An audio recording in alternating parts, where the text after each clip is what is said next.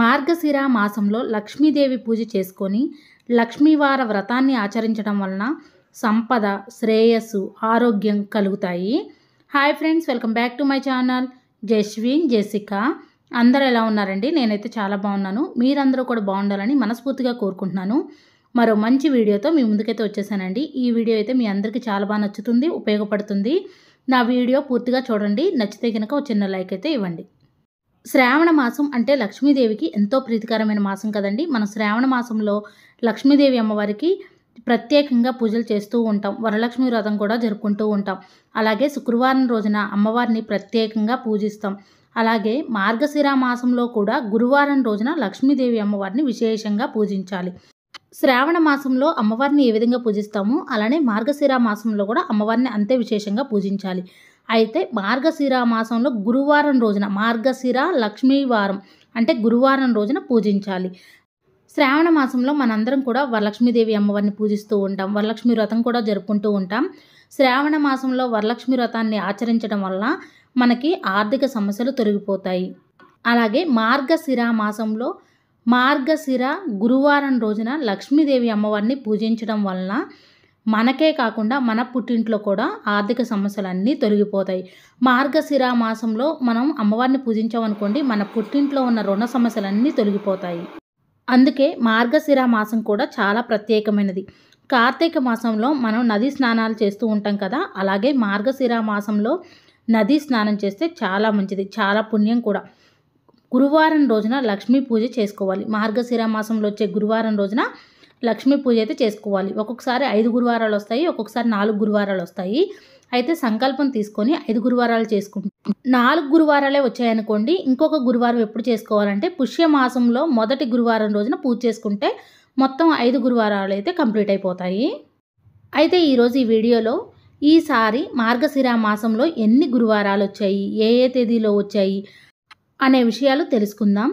5 వారాలు కూడా అమ్మవారి పూజ ఒకేలా ఉంటుంది, కానీ అమ్మవారికి సమర్పించే నైవేద్యం మాత్రం వేరువేరుగా ఉంటుంది. అంటే ఒక్కో వారం ఒక్కో రకమైన నైవేద్యం సమర్పించాలి. మొదటి వారం సమర్పించవలసిన నైవేద్యం మొదటి వారమే సమర్పించాలి. అలానే రెండో వారం సమర్పించవలసిన నైవేద్యం రెండో వారమే సమర్పించాలి. అంటే మనం ఈ పూజ ఏ వారం చేసుకుంటామో ఆ రోజు నైవేద్యమే అమ్మవారికి సమర్పించాలి. మార్గశిర మాసం అంటే విష్ణుమూర్తికి కూడా ఎంతో ప్రీతికరమైన మాసం కాబట్టి స్వామి అమ్మవార్లని ఇద్దరినీ కూడా పూజించాలి.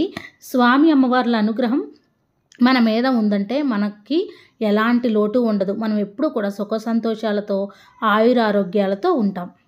ఈసారి మనకి మార్గశిర మాసంలోనే గీతా జయంతి, దత్తాత్రేయ జయంతి, సుబ్రహ్మణ్య షష్ఠి వస్తుంది. అలానే ధనుర్మాసం కూడా ప్రారంభమవుతుంది.